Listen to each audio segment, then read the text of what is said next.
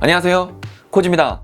제가 10월 7일 날 아이폰 14 프로 맥스 딥퍼플 모델을 1차 예약으로 받게 되었는데요. 오늘은 첫 영상으로 아이폰 14 모델을 구매하고 나서 어떤 부분들을 확인을 해야 되는지 제가 여러분들께 빠르게 알려드리려고 합니다. 저 같은 경우는 두 가지 부분으로 분류해서 여러분들께 설명을 드릴 건데요. 첫 번째는 하드웨어적인 부분, 그리고 두 번째는 소프트웨어적인 부분을 따로 분리해서 여러분들께 설명을 드릴 겁니다. 자, 먼저 제가 애플 보증에 대해서 조금 설명을 하고 제가 설명을 좀 드릴게요. 애플 보증 같은 경우는 여러분들이 아마 핸드폰 대리점이나 판매점 같은 데 가시게 되면 이런 얘기 많이 들으실 겁니다. 애플 같은 경우는 문제가 있게 되면은 서비스 센터에 가셔서 확인을 하시고 나서 환불 교환증을 14일 이내에 가지고 와서 교환이나 환불 같은 걸 도와줄 수 있어요 라고 말씀을 하시는데, 애플 같은 경우는 환불 정책 같은 경우는 14일이 아니라 10일입니다. 조금 다르죠? 왜냐하면 이건 통신사들의 14일 기준이고, 애플 같은 경우는 이 환불 정책에 있어서는 10일로 측정이 되어 있어요. 그래서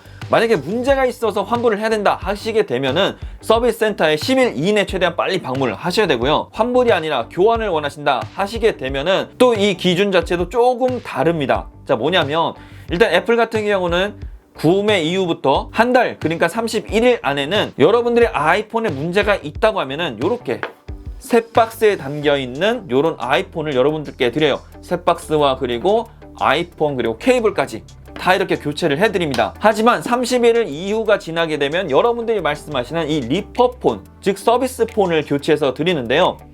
이의 둘의 차이점이 뭐냐면 이 31일 안에 교체되는 이 아이폰 같은 경우는 제공받은 그 당일로부터 다시 보증기간이 2년이 생기는 거예요. 하지만 31일 이후에 교환받은 아이폰 같은 경우는 여러분들이 최초 구매하셨던 그 시점부터 2년이기 때문에 여러분들께서 문제가 있는 기간 동안 사용했던 이 아이폰의 기간을 보상받기 위해서는 30일 이내에 최대한 빠르게 방문하셔서 교체를 받는 게 정말 중요하다고 생각이 들어요. 보증기간 관련된 부분에 있어서 한 가지만 더 말씀을 좀 드릴게요. 보증기간 같은 경우는 여러분들의 아이폰에 있어서 꼭 확인을 해야 될 부분이 있습니다. 뭐냐면 설정에 들어가서 일반 그리고 정보에 들어가면 여기 제한 보증이라고 써 있어요. 제한 보증 같은 경우는 여러분들의 아이폰을 구매하고 나서 1년 후로 이렇게 보증 기간, 그러니까 만료일이 적혀 있습니다.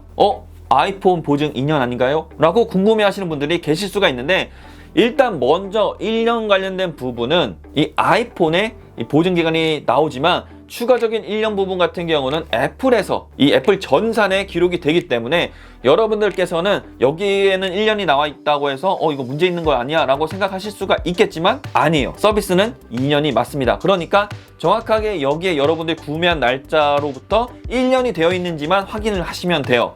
혹시라도 만약에 그게 아니다 라고 하면은 꼭 고객지원센터나 아니면은 서비스 센터에 방문을 하신 다음에 이 부분은 꼭 체크를 하셔야 돼요. 왜냐하면 지금은 그런 부분이 없다라고 생각이 들지만 혹시라도 이미 개봉돼서 개통이 한번 됐던 폰이 여러분들께 왔을 수도 있습니다. 이거는 그렇게 하시는 나쁜 분도 있지만 실수로 그럴 수도 있다라고 저는 생각이 들어요. 그러니까 꼭 이 부분까지는 여러분들이 다 체크를 하셔야 돼요.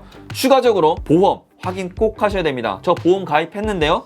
네, 그럴 수도 있는데 간혹 가다가 보험 가입을 해놨는데 사람이 하는 일인지라 이 직원분들이 누락시키는 경우가 있어요. 그래서 서비스 센터에서 서비스를 받으러 갔는데 보험이 안 들어있어서 낭패를 보시는 분들이 정말 간혹 있어요. 그렇기 때문에 꼭 여러분들께서 114에 전화를 하셔서 보험이 가입되어 있는지를 꼭 구매하신 지 한 달 안에 확인을 꼭 하셔야 됩니다. 여기까지 설명을 드리고요. 자, 그러면 이제 본격적으로 이 아이폰 14에 대해서 불량 테스트를 여러분들과 함께 해보도록 하겠습니다. 많은 유튜버분들이 말씀하시는 소리와 관련된 부분과 그리고 데드 픽셀 관련된 부분, 충전 부분 같은 부분은 저는 다루진 않으려고 해요. 저는 이 부분에 있어서는 제가 이렇게 설명드리는 것보다는 이 폰닥터라는 이 어플을 사용해서 테스트하는 걸 정말 추천을 드립니다. 왜냐하면 어떤 어플에 들어가서 막 테스트하고 막 이렇게 많이들 하시는데 그거보다는 제가 봤을 때 조금 더 확실히 테스트하기 위해서는 이 폰닥터가 더 낫다고 생각이 들어요. 그래서 폰닥터에서 테스트할 수 있는 부분을 제외하고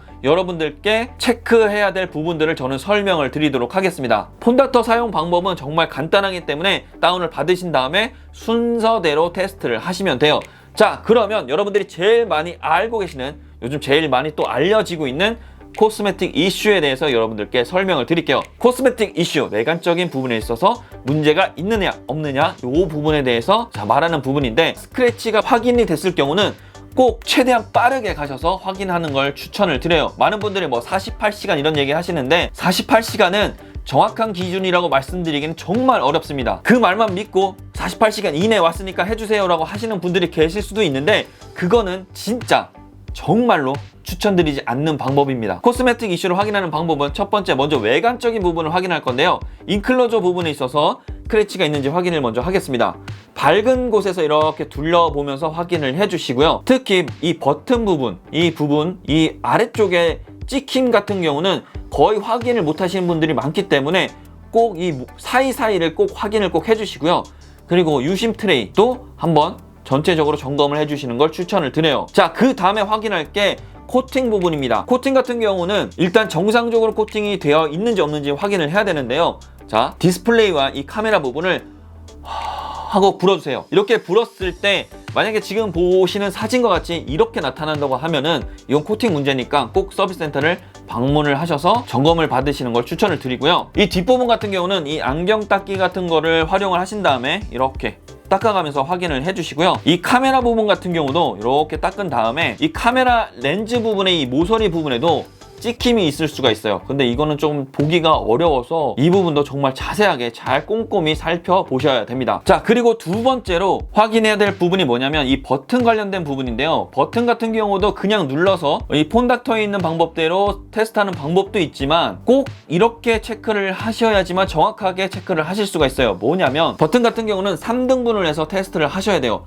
상단, 중단, 그리고 하단 이렇게 테스트를 하시는데, 상단 부분을 한번 눌러주시고요. 그리고 중단 부분을 눌러주시고, 그리고 하단 부분을 눌러주세요. 이렇게 눌렀을 때 정상적으로 작동을 하면은 이 버튼은 정상적인 겁니다. 그리고 두 번째 테스트는 이 케이스를 씌운 다음에 테스트를 꼭 한번 해보셔야 돼요.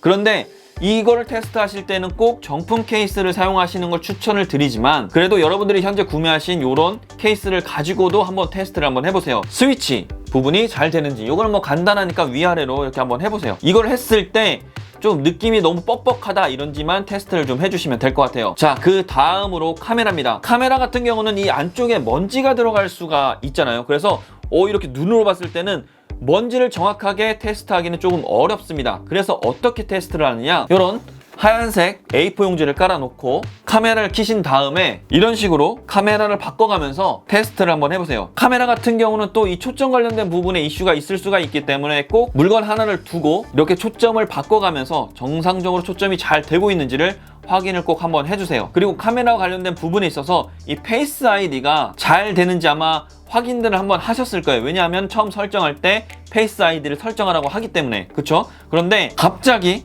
페이스 아이디가 안 되는 경우가 발생할 수가 있습니다. 이게 왜 그러냐면 이 필름들이 이 페이스 아이디 부분을 덮다 보니까 먼지 아니면 필름 투과율에 따라서 페이스 아이디가 안 되는 경우가 또 생기는 것 같더라고요. 그러니까 혹시라도 페이스 아이디가 정상적으로 좀 안 되는 것 같다라고 하시면은 먼저 서비스 센터에 방문하시기 전에 필름을 제거하고 나서 정상적으로 되는지 확인을 하시고 필름을 교체해 보시는 거를 저는 좀 추천을 드릴게요. 자, 지금까지는 이제 폰닥터를 사용해서 테스트를 했고, 그리고 제가 추가적으로 알려드린 부분에 대해서 테스트가 완료가 됐다면, 자, 이제 두 번째는 소프트웨어적으로 문제가 있는지 없는지를 확인하는 방법이에요. 자, 먼저 아이폰에 들어가서 설정에 들어간 다음에 밑으로 살짝 내리면 개인정보 및 보안이 보이실 거예요. 이걸 누른 다음에 쭉 내려서 분석 및 향상, 여기 있어요. 여기 눌러서 분석 데이터를 딱 눌러주시면 ABCD로 이렇게 쫙 나옵니다.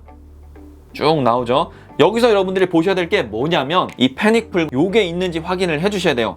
자, 저 같은 경우는 ABCD 형태니까 쭉 봐서 P 부분에 있는지 확인을 해볼게요. 전 P 부분에 없습니다. 자, 요거를 확인해야 될 이유가 뭐냐면은 이 패닉풀이라는 요 단어 자체가 일시적으로 생길 수는 있지만 만약에 지속적으로 기록이 되어 있다면 요거는 하드웨어적으로 지금 뭔가 이상이 생겨서 기록이 된 거일 수가 있어요. 특히 패닉풀 같은 경우는 여러분들이 이렇게 높은 곳에서 떨어뜨렸을 때 충격으로 인해서 하드웨어에 어떤 충격이 가해지면 그때 일시적으로도 기록될 수 있어요. 자, 그래서 패닉풀이 혹시라도 이렇게 있다고 하면은 바로 서비스 센터를 방문하시는 게 아니고요, 며칠을 좀 지켜보셔야 돼요. 그래서 패닉풀이 막 하루에 3개 이상씩 기록이 되고, 그리고 멈춤 현상이 계속적으로 나타난다 하시게 되면 절대 초기화를 하지 마시고요. 바로 서비스 센터를 방문하시는 걸 추천을 드릴게요. 어떻게 오늘도 도움이 되셨나요? 그렇다면 구독과 좋아요 잊지 마시고요. 저는 다음에 또 다른 정보로 여러분들을 찾아뵙도록 하겠습니다. 감사합니다.